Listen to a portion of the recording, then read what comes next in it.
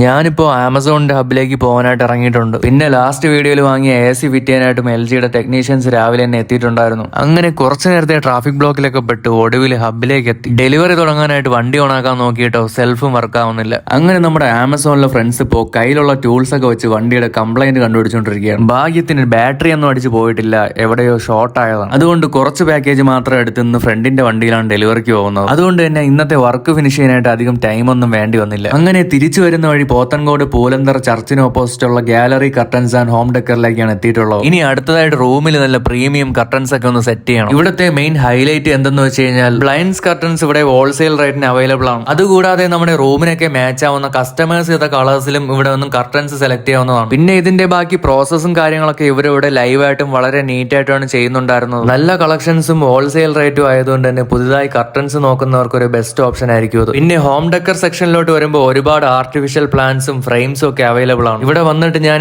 ഏറ്റവും കൂടുതൽ സമയം ചെലവഴിച്ചതും ഇവിടെ തന്നെയായിരുന്നു. പിന്നെ ഇപ്പോൾ ട്രെൻഡിങ്ങും വെറൈറ്റിയും ആയിട്ടുള്ള ഒരുപാട് പ്രോഡക്റ്റുകളും എനിക്കിന്ന് ഇവിടെ കാണാൻ പറ്റിയിട്ടുണ്ടായിരുന്നു. അപ്പോൾ കർട്ടൻസോ ഹോം ഡെക്കർ ഐറ്റംസോ നോക്കുന്നവരാണെങ്കിൽ മറക്കണ്ട, gallery curtains and home decker, location വന്നിട്ട് പോത്തൻകോട് പൂലന്തറ.